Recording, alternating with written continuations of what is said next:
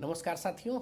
आज मैं आप लोगों के फीडबैक के अनुसार बहुत ही इम्पॉर्टेंट टॉपिक लेकर के आया हूँ। लीव रूल, जो कि रेलवे में काम करने वाले समस्त कर्मचारियों पर अप्लाई होता है उनके डे टू डे वर्किंग में, या कोई डिपार्टमेंटल एग्ज़ाम देना हो तो उसके लिए तो यह वीडियो बहुत ही महत्वपूर्ण है।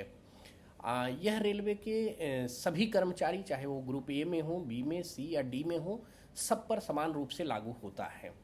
तो इस चूँकि लीव रूल काफ़ी बड़ा है तो इसलिए इसको मैं छोटे छोटे वीडियो में बनाने की कोशिश कर रहा हूँ। तो पार्ट 1 और पार्ट 2 दो पार्ट में बनाया हूँ। दोनों पार्ट के लिंक जो है डिस्क्रिप्शन में दिए गए हैं, वहाँ से आप पार्ट 1 और पार्ट 2 को देख सकते हैं। तो इसमें देखिए कि रेलवे सेवा उदारीकृत अवकाश नियम 1949 या रेलवे सर्विस लिबर्टाइज्ड लीव रूल कहा जाता है, या इसे सेंट्रल पे कमीशन लीव रूल 1949 कहा जाता है। आपको बढ़िया जानकारी के लिए इस वीडियो को अंत तक बने रहना है। वीडियो में अगर आप चैनल को सब्सक्राइब नहीं किए हैं तो मैं अपील करता हूं कि आप इस चैनल को अवश्य सब्सक्राइब कर लीजिए, जिससे आपको यह महत्वपूर्ण जानकारी अपकमिंग वीडियोज़ में भी मिलते रहें। चलिए हम आगे बढ़ते हैं और देखते हैं इसमें क्या है। देखिए, लीव रूल, जिसको हम IREC कहते हैं, Indian railway establishment code, volume number 1 के चैप्टर 5 में ये मेंशन किए गए हैं। यह सबसे पहले जान लेते हैं कि यह लीव अप्लाई किन किन लोगों पर होता है। तो सबसे पहले जान लीजिए कि 1 फरवरी 1949 को या उसके बाद नियुक्त रेलवे सेवक जितने हैं, रेल कर्मचारी, ये सब पर लागू होता है। दूसरा है 1 फरवरी 1949 से पहले नियुक्त रेल कर्मचारी जो इस नियम द्वारा शासित होने के लिए चुन लिए गए हैं, यानी उनको इसमें ले आ दिया गया है, या अन्य जिन्हें विशेष आदेश द्वारा इन नियमों के तहत लाया गया है। अर्थात these rules shall be apply to the railway servant appointed on after 1 February 1949, या उसके पहले जो लोग थे उनको इस रूल के तहत गवर्न किया जाता है, या उनको स्पेशल ऑर्डर के तहत इस रूल के तहत ला दिया गया है। तो यानी अब जितने भी रेलवे कर्मचारी हैं सब पर यह नियम लागू होता है। आगे देखिए उसके बाद कंडीशंस क्या हैं इस लीव के लिए। छुट्टी को अधिकार के रूप में दावा नहीं किया जा सकता है, और किसी भी प्रकार की छुट्टी को अनुमति देने के लिए सक्षम प्राधिकारी द्वारा अस्वीकार या रद्द किया जा सकता है, लेकिन यह उस प्राधिकारी के लिए देय छुट्टी के प्रकार को बदलने के लिए रेल सेवक के लिखित आवेदन के अनुरोध को छोड़कर अधिकार नहीं होगा। इट मीन्स ये क्लियर कह रहा है कि leave can not be claimed by the employ as a matter of the right, यानी वह उसका अधिकार नहीं हो सकता है। द राइट टू ग्रांट और refuse to leave vest in the authority competent to sanction leave, जो आपका सैंक्शनिंग अथॉरिटी है उसके पास यह पावर होता है कि वह आपके लीव को रिफ्यूज कर दे या वो ग्रांट करे। दूसरा देखिए, leave sanctioning authority can not alter kind of leave, यानी जो भी लीव के प्रकार हैं जो कि आगे हम पढ़ेंगे, वह लीव के प्रकार को चेंज नहीं कर सकता है। जैसे CL है तो उसको LAP में नहीं कन्वर्ट कर सकता है, या HLAP में नहीं कन्वर्ट कर सकता है, अनटिल एंड अनलेस कि आप रिटन रिक्वेस्ट जो है 30 दिन के अंदर न दें। ये 30 दिन लागू होता है जब आपने छुट्टी दिया और छुट्टी अवेल करके जिस दिन आप ड्यूटी रिज्यूम किए उस दिन से 30 दिन के अंदर यदि आप देते हैं तो आपका लीव चेंज कर दिया जाएगा, यानी काइंड्स ऑफ लीव चेंज किया जा सकता है। Leave can not B sanction for more than 5 years, ये किसी भी एम्प्लॉय के लिए पूरे सर्विस पीरियड में 5 साल से ज़्यादा एक साथ लीव नहीं दिया जा सकता है। The employ are not permitted to the जो है to take up any employment during period of leave, यानी अगर आप छुट्टी लेकर के गए हैं तो कोई दूसरी जॉब नहीं कर सकते हैं आप। अब आगे हम देखते हैं कि हमारे यहाँ लीव के लिए पहले फॉर्म भरना पड़ता था, बट रेलवे अब पेपरलेस वर्किंग में जा रहा है और उसने HRMS यानी ह्यूमन रिसोर्स मैनेजमेंट सिस्टम लागू किया है। तो जो कि सभी रेलवे के एम्प्लॉय के लिए एक यूजर ID और पासवर्ड जनरेट किया गया है। जैसे ही आप HRMS में जाएंगे, जिसका नाम ही है Indian railway HRMS human resource management services, वहाँ पर जब लीव पर सिलेक्ट करेंगे तो ये इतने टाइप के लीव आपको मिलते हैं। ये जो CL है, RH है, LAP है, LHAP है, CCL SF है, ये COL है, EOL है, पैटर्निटी लीव है, मैटर्निटी लीव है, ये लीव नॉट ड्यू और इलनेस लीव, ये सभी को मैं आपको एक्सप्लेन करने चल रहा हूँ। तो इनको मैंने 2 पार्ट में बांटा है, पार्ट 1 पार्ट 2। पार्ट 1 के आगे देखिए कि टाइप्स ऑफ लीव जो दिए गए हैं इनको हम एक्सप्लेन करते हैं। सबसे पहले देखिए कैजुअल लीव, आप चाहे कोई एग्ज़ाम दे रहे हो या आप रेलवे के एम्प्लॉई हैं तो डे टू डे वर्किंग में ये काम आएगा, इसलिए इस वीडियो को अंत तक पूरा देखिए आप। Maximum number of CL in a calendar year, those who avail NH या जीएच, नेशनल हॉलीडे या गस्टेड हॉलीडे, जो भी एम्प्लॉई अवेल करते हैं कंप्लीटली उनको 8 दिन का सीएल मिलता है एक calendar year. Calendar year means 1 जनवरी से लेकर के 31 दिसंबर तक रहता है। Those who do not avail NH या GH or avail a few, कुछ कर्मचारी ऐसे होते हैं जो कि नेचर ऑफ वर्क के कारण सभी एनएच या जीएच जो है इसको अवेल नहीं कर पाते हैं, तो उन कर्मचारियों को 10 दिन का सीएल मिलता है। लाइक दैट, जैसे कि जो डीआरएम ऑफिस में या जीएम ऑफिस में काम करते हैं वो तो पूरा फुल हॉलीडे अवेल करते हैं, लेकिन due to nature of job जो मैकेनिकल, इलेक्ट्रिकल और बाकी फील्ड में का लोग एम्प्लॉई हैं वो सभी को एक साथ हॉलीडे नहीं दिया जा सकता है। वो या तो कुछ ले पाते हैं या नहीं अवेल कर पाते हैं, तो उनके लिए 10 दिन का सीएल है। Railway servant for north frontier railway में जो काम करते हैं उसके जोग्राफिकल स्ट्रक्चर के कारण वहाँ पर 13 डेज का दिया जाता है CL. Railway employee with disabilities, जो डिसेबल रेलवे एम्प्लॉई हैं उनको 4 days additional per year CL दिया जाता है। CL can not be combined with any other kind of the leave. CL can be prefix or suffix to holidays and weekly rest, इसके आगे पीछे इसको लगा सकते हैं सीएल के लिए। There is no limit of CL to be availed at a time, यानी जो आपका जितना आपको मिलता है उतना सीएल आप एक साथ में ले सकते हैं। CL will be lapse at the end of the calendar year, यानी 1 जनवरी से 31 दिसंबर तक अगर आपने सीएल नहीं ले लिया तो ये सीएल लैप्स हो जाएगा।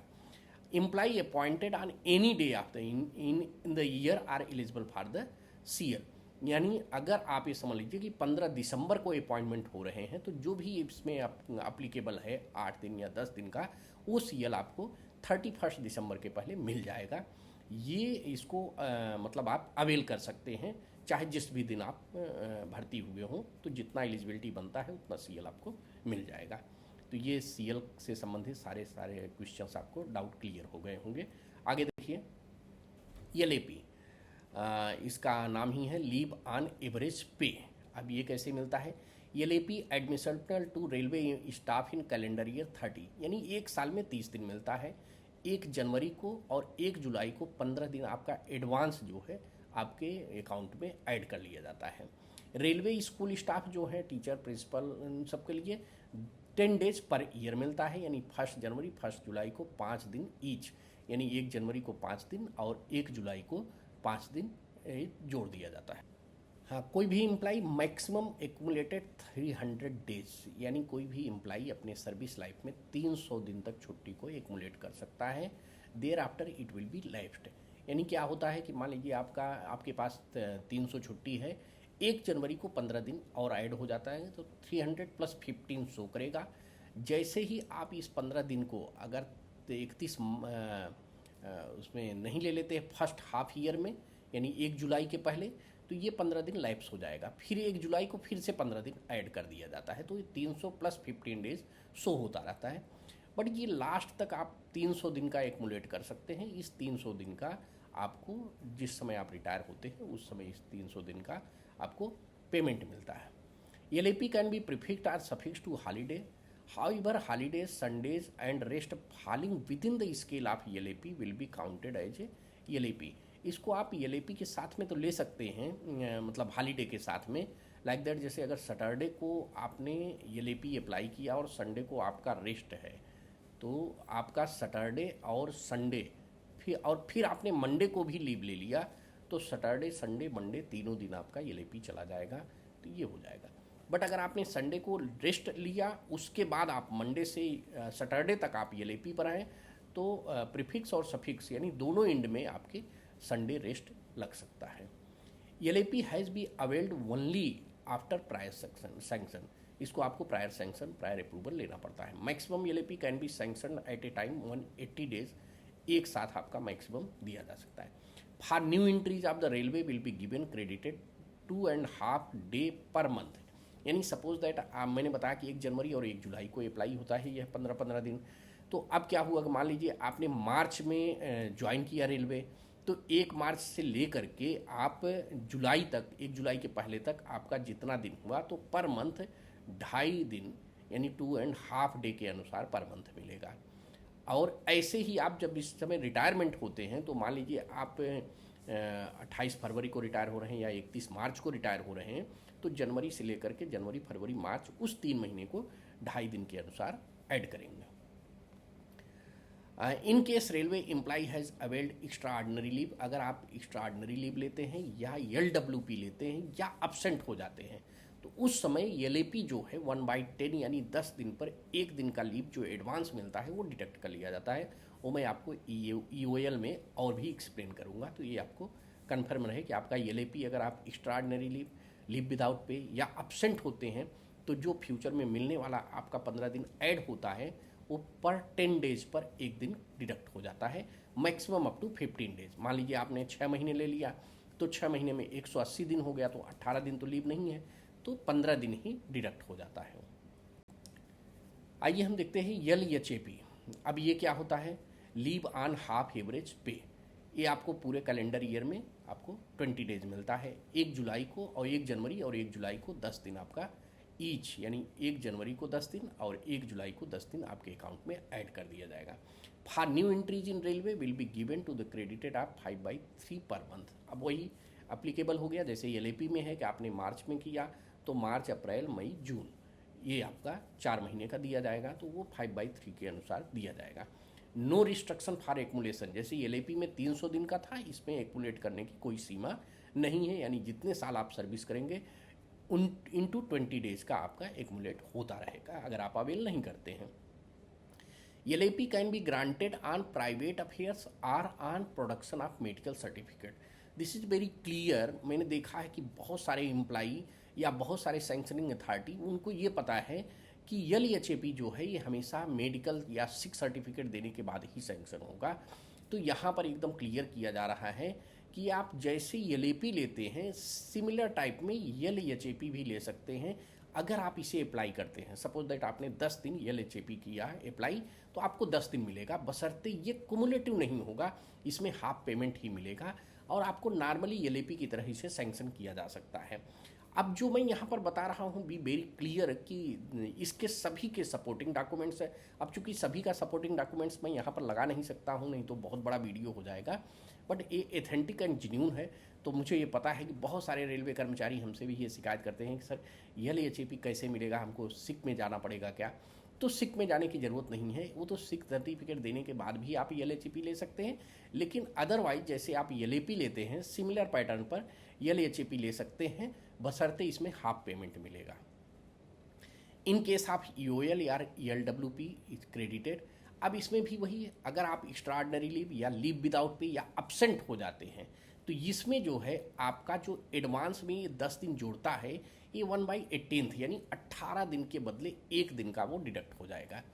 तो इसमें भी सब्जेक्ट टू 18 डेज मैक्सिमम है। तो यानी अगर आप किसी आदमी ने 1 जनवरी को मान लीजिए ज्वाइन कर लिया, तो अब 1 जनवरी को उसको 10 दिन मिल गया, अब उसका अगला 1 जुलाई को 10 दिन के लिए ड्यू होगा।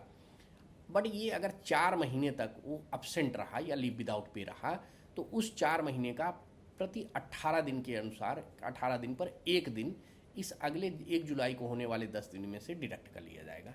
तो ये LAP के केस में 1/10 होता है, LHAP के केस में 1/18 होता है अगर आप EOL या एब्सेंट रहते हैं या लीव विदाउट पे होते हैं। It can be granted for 2 years in 1 spell. एक सिंगल स्पेल में आपको 1 ईयर्स का छुट्टी दिया जा सकता है। LAP and LHAP henceforth shall be considered for encashment of the maximum 300।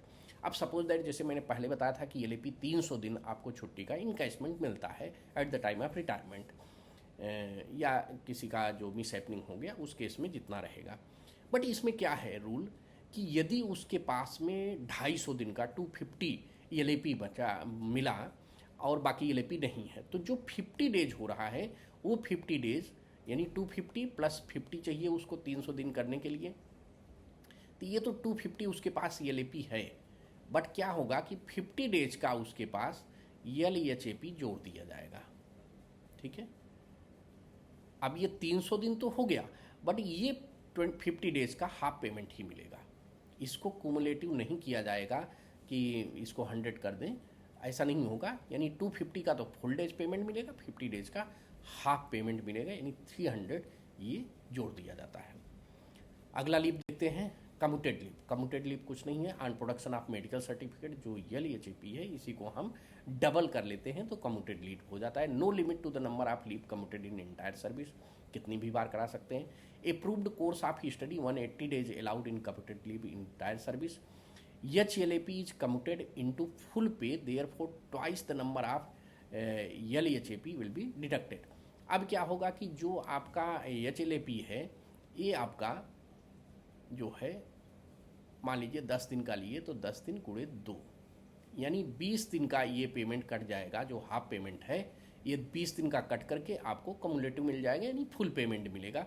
तो जो पहले मैंने बताया उसमें आपका हाफ पे एवरेज पे वो 50% से डबल हो जाएगा, यानी 10 लिए हैं तो अगर 20 डिडक्ट हो जाएगा तो आपको 10 दिन का फुल सैलरी मिल जाएगा। इन केस ऑफ रिजिग्नेशन और voluntary retirement without the returning to the duty entire period of treated as HLAP and recovery. अभी इसमें क्या होगा, मान लीजिए आपने कुमुलेटिव कर लिया लेकिन उस जो एडवांस आपका है उसके ड्यूरेशन में आप नहीं ड्यूटी पर आते हैं तो वो जितना पेमेंट रहेगा वो रिकवरी हो जाएगा। But in case of death है या invalidation no recovery is done. EOL और LWP, this is very important. Extra ordinary leave sometimes we called the LWP leave without pay, but ये लीव विदाउट पे वर्ड्स कहीं आपको leave rule में मिलेगा नहीं, but है वही एक्स्ट्रा ऑर्डिनरी लीव ही को लीव विदाउट पे कहते हैं हम लोग जनरल लैंग्वेज में, बट इसका ओरिजिनल नाम है जो एक्स्ट्रा ऑर्डिनरी लीव। अब इसमें क्या होता है, this leave can be availed in the following circumstances when no other leave is admissible, that is LAP 1/10 deducted, LHAP 1/18 deducted. Without granted LWP affect future increments and आपका MACP। अब leave without pay क्या होता है, जैसे किसी भी employ के पास LAP HLAP कुछ भी नहीं है, कोई भी लीव नहीं है तो एक्स्ट्रा ऑर्डिनरी लीव लेगा या लीव विदाउट पे लेगा और सैंक्शन करा करके। तो मैंने लीव विदाउट पे LAP और HLAP में पहले ही बता दिया कि जितना दिन आप एक्स्ट्रा ऑर्डिनरी लीव विदाउट पे या अब्सेंट होते हैं उतना जो एडवांस में मिलने वाला है LAP 1/10 से डिडक्ट हो जाता है और LHAP 1/18 से डिडक्ट हो जाता है। अब अगर विदाउट ग्रांट, जैसे कहते हैं कि लीव विदाउट पे होता है या अब्सेंट हो जाए, हमको तो पेमेंट मिलना नहीं है, EOL में कोई सैलरी मिलती नहीं है। अब अगर आप बिना परमिशन लिए बिना सैंक्शन के अब्सेंट होते हैं तो उस केस में आपका फ्यूचर इंक्रीमेंट्स भी अफेक्ट करता है और आपका MACP भी। सपोज दैट क्या होता है, फ्यूचर इंक्रीमेंट मिलता है, मान लीजिए 1 जुलाई को किसी को मिलना है तो ये फ्यूचर इंक्रीमेंट तभी मिलता है जब आपने प्रीवियस उसके 6 मंथ सर्विस क्वालिफाई किया हो, यानी 1 जनवरी से दिसंबर तक। तो 1 जनवरी से 30 जून तक आपने काम किया है तब आपको जुलाई में इंक्रीमेंट मिलेगा। अगर प्रीवियस 6 महीने आप काम नहीं किए हैं तो आपका वो इंक्रीमेंट नहीं मिलेगा, ये रूल होता है। दूसरा है MACP। अगर मान लीजिए आप अनथराइड एब्सेंट हैं, 6 महीने हैं या 1 साल हैं, तो जैसे 10 साल पर MACP मिलता है तो उतना दिन आपका ऐड हो जाएगा, वो बाद में मिलेगा, उतना दिन बढ़ जाएगा। तो ये आपको जानना है कि पेमेंट तो नहीं मिलना है, चाहे आप अनथराइड एब्सेंट हो जाते हैं, लीव विदाउट पे हो जाते हैं या EOL लेते हैं, तो ये कोई भी लेते हैं तो आप रहते हैं। बट अगर परमिशन ले करके आप जा रहे हैं तो ये सारे बेनिफिट मिलते हैं, और अगर विदाउट परमिशन आप अब्सेंट हो जाते हैं तो आपको लगेगा कि मुझे सैलरी तो मिलना नहीं है। तो अगर ग्रांटेड नहीं है आपका लीव तो ये सारे नुकसान होते हैं आपको। When other leave is admissible, अब देखिए 2 कंडीशन है। When no other leave is admissible, चाहे LAP या HLAP कोई भी तरह का लीव आप पर एडमिसिबल न हो, आपके पास न हो, उस कंडीशन में लिया जा सकता है। दूसरा कारण, when other leave is admissible but the employ applies in writing. अब एम्प्लॉय ने क्या किया, राइटिंग में अप्लाई किया है कि ग्रांट ऑफ सच लीव, मतलब मुझे LAP ही EOL ही चाहिए, भले मेरे पास LAP और HLAP है, तो उस केस में भी दिया जा सकता है। EOL is granted up to maximum 5 years. ये किसी के लिए भी है कि रेलवे में मैक्सिमम 5 ईयर्स का ही दिया जा सकता है। Railway servant who has completed 3 years continuous service can apply for the EOL for 24 months for higher study, ये लेटेस्ट रूल है। Temporary employee with in 1 year continuous service shall be granted EOL। ये कैसे दिए जाएंगे, ये 3 month without medical certificate पर, 6 month medical certificate के साथ, फिर 18 months on medical certificate employee suffering for the TB, cancer या illness of leprosy. No leave salary is admissible in the employ during the such leave, यानी EOL के case में कोई भी लीव सैलरी नहीं मिलेगा। Leave to the trade act apprentice, जो 1961 के अनुसार ट्रेड अप्रेंटिस लोग काम करते हैं उनको 12 दिन का CL मिलता है और 15 दिन जो है इनको मेडिकल लीव मिलता है। तो ये आपको जानकारी रहे, क्योंकि एक्ट अप्रेंटिस बहुत सारे रिक्रूटमेंट हो रहे हैं, तो एक्ट अप्रेंटिस को एलएपी नहीं मिलता है, इनको 12 दिन का सीएल मिलता है और 15 दिन मेडिकल लीव मिलता है। अगला देखिए child adoption leave. Child adoption leave क्या है? This leave is granted to female adaptive mother, जिसे हम जो मदर एडाप्ट करेगी, when a child is adapted less than 1 year का एज। अब बच्चे का एज 1 साल से कम का होने पर 180 डेज इफेक्टिव, जो कि पहले 135 दिन था, बट 2009 से ये जो है अभी आपका 180 डेज हो गया है। Leave is granted for female employee when the employee has less than 2 surviving children. पर अगर कोई बच्चा एडाप्ट करता है mother, a male railway servant eligible for period of 15 days, this should be availed with in 6 month from the date of adoption. ये like that PL रहता है, paternity leave, उसी पैटर्न पर अगर मदर एडाप्ट करती है 2 बच्चे से कम होने पर, तो उस पीरियड में इसको मेल पेरेंट्स को, जो फादर रहेगा, उसको 15 दिन का एडॉप्शन चाइल्ड एडॉप्शन लीव मिल जाता है। CL can be combined with any kind of leave, ये child adoption leave. Male employee including and apprentice में भी granted paternity leave adoption father 15 दिन, वही 15 डेज के लिए as like a paternity leave मिलता है।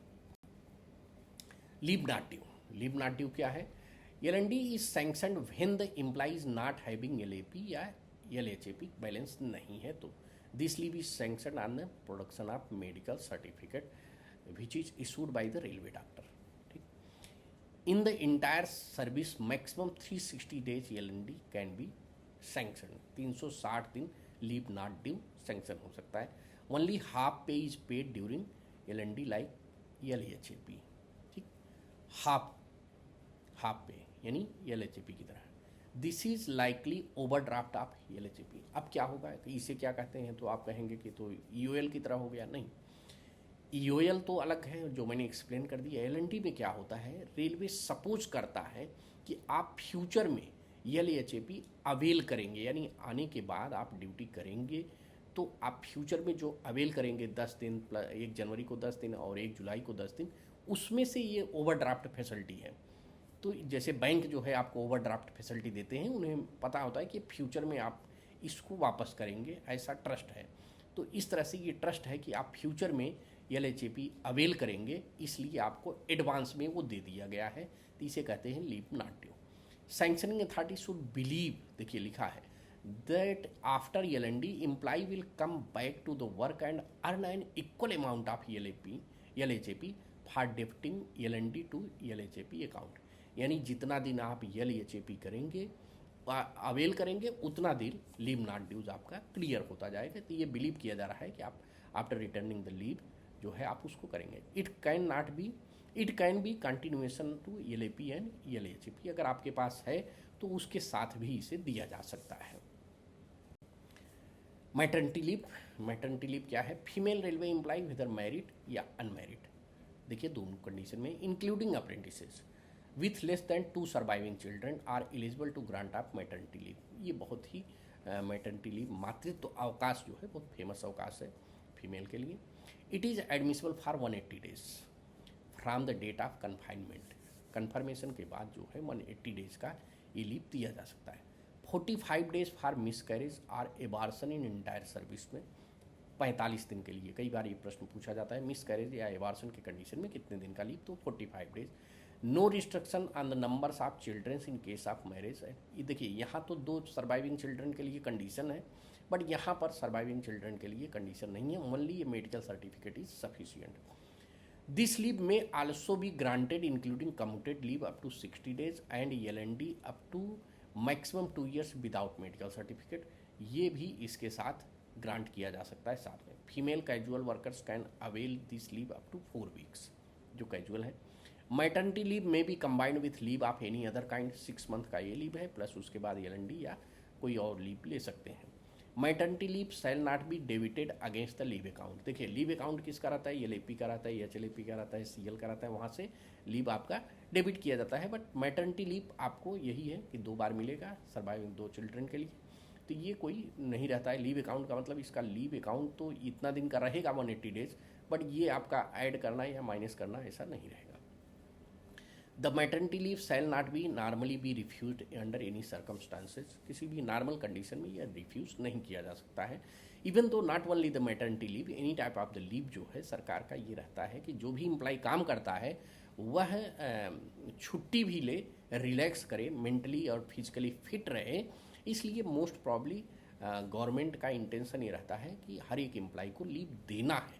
इंटेंशन ही नहीं रहता है कि नहीं दे, वो सर्कमस्टांसेज अगर ऐसे बनते हैं, ओवरलोडिंग वर्क कराता है, उस कंडीशन में ये रहता है कि रिफ्यूज किया जा सकता है।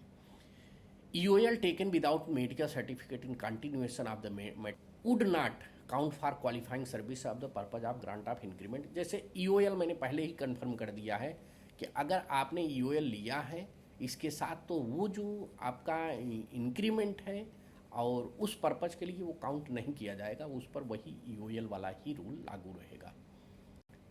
पैटर्निटी लीव, ये male railway servant including an apprentice with less than 2 surviving children, 2 बच्चों से कम के लिए eligible paternity leave for 15 days, paternity leave 15 दिन, maternity leave 180 days. This can be granted either 15 days before or with in 6 month. ये कब लेना है, यानी 15 दिन पहले ले सकते हैं डिलीवरी के, या उसके बाद जो है 6 मंथ के लिए। PL can be combined with any other kind of the leave. Paternity leave shall not be debited against the leave account, इसका लीव अकाउंट नहीं रहता। पैटर्निटी लीव आपने लिया 15 दिन का, ये हो गया। It can also be granted for child adoption और सरोगेटेड फादर, वो पहले ही मैंने आपको बता दिया। इस वीडियो को मैंने छोटा बनाने की कोशिश किया है, आपने देखा इस वीडियो को, इसलिए बहुत बहुत धन्यवाद आपको। और यदि यह वीडियो आपको पसंद आया हो तो अपने दोस्तों के साथ ज़रूर शेयर करिएगा। जब आपका फीडबैक मिलता है तो मुझे मोटिवेशन मिलता है इस तरह के वीडियो बनाने के लिए। आप सभी स्वस्थ रहें, मस्त रहें। जय हिंद।